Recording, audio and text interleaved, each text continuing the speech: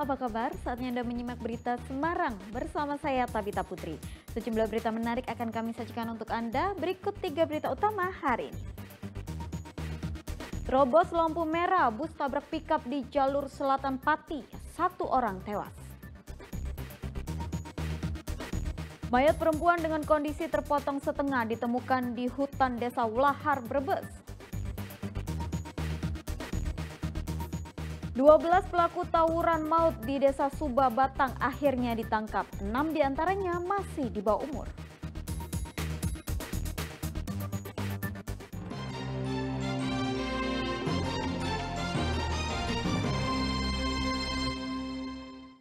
Informasi pertama, 1 orang meninggal dunia dalam kecelakaan antara bus dan pikap di Jalan Lingkar Selatan Pati.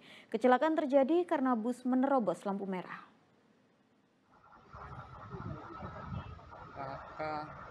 Kecelakaan antara bus dan pikap ini terjadi di perempatan lampu lalu lintas Tanjang di Jalan Lingkar Selatan Pati.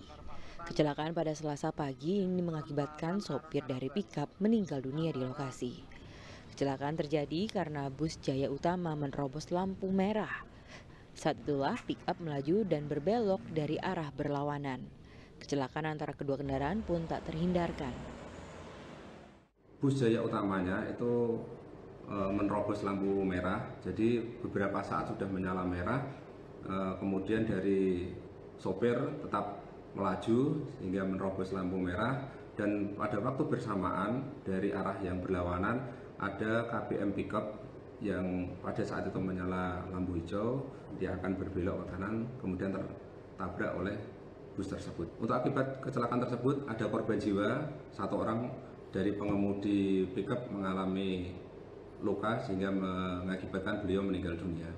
Di lokasi? Di lokasi. Baik dari bus dan pikap ringsek di bagian depan. Kendaraan dibawa ke Gakum Satlantas Polresta Pati.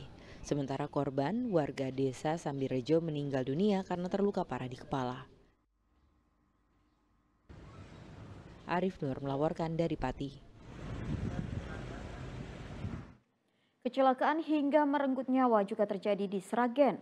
Seorang remaja tewas karena terlindas truk. Korban terjatuh dari motor karena tersenggol motor temannya saat jalan pulang sekolah. Seorang pelajar tewas di tempat karena terlindas truk di Jalan Gesi Tangen, Dukuh Salam, Kecamatan Gesi, Sragen.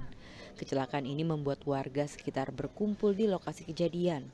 Petugas yang tiba di lokasi langsung mengevakuasi jasad korban ke Rumah Sakit Umum Daerah Sragen. Usai jasad diangkat, polisi mengolah tempat kejadian perkara.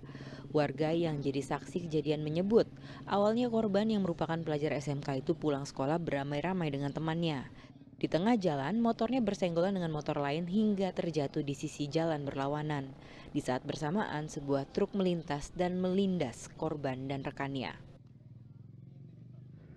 Anak SMK Gesi itu budalan dari sekolahan, itu kan biasa anak-anak itu deret-deret banyak itu sama gojekan. Gojekan akhirnya nyenggol kendaraannya temannya. Jadi pas jatuh dilelah itu ada truk dam itu lewat.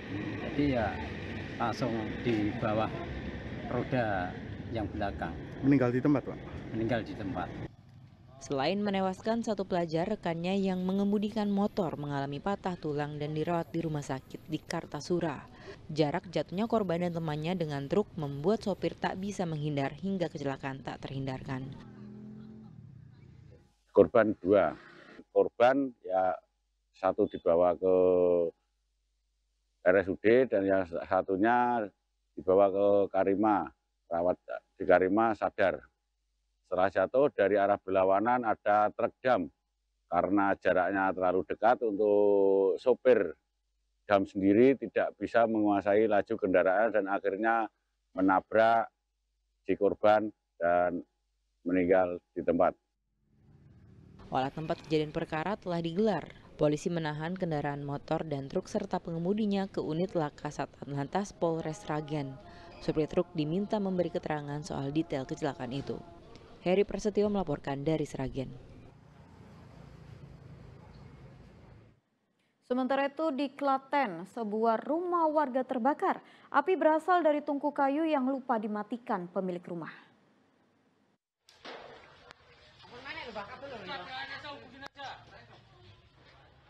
Dengan menggunakan ember yang ada, warga dan polisi berusaha memadamkan api yang membakar rumah warga di Desa Dulusan, Karangdowo, Klaten, Selasa siang.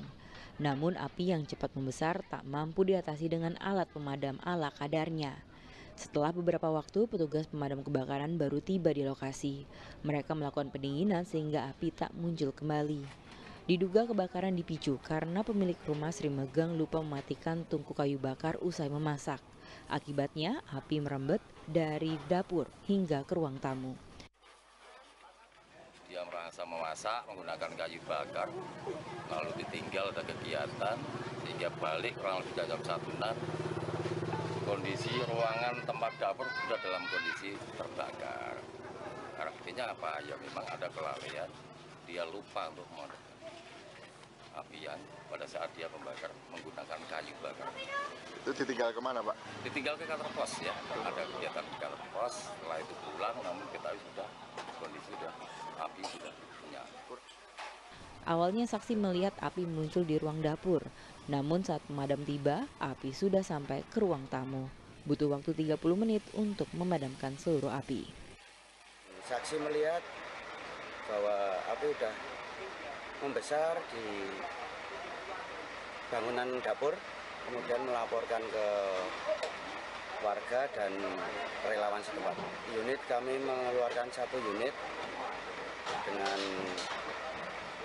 waktu pemadaman sekitar kurang lebih setengah jam. Tidak ada korban jiwa ataupun luka dalam peristiwa ini. Krisna Agung melaporkan dari Klaten. Selasa malam sekitar pukul 10, Gunung Merapi yang berada di perbatasan Jawa Tengah Yogyakarta untuk kesekian kalinya semburkan lava pijar. Semburan lava pijar terjadi berulang kali dengan jarak luncur 1.300 meter diikuti oleh awan panas. Guguran lava pijar mengarah ke barat daya atau ke wilayah Kabupaten Magelang. Meski begitu, intensitas semburan lava perlahan menurun. Belum ada laporan adanya hujan abu vulkanik di permukiman penduduk, namun tanggap darurat Gunung Merapi saat ini dalam status siaga atau level 3. Masyarakat pun dihimbau berada pada jarak aman sekitar 7 km dari puncak Merapi.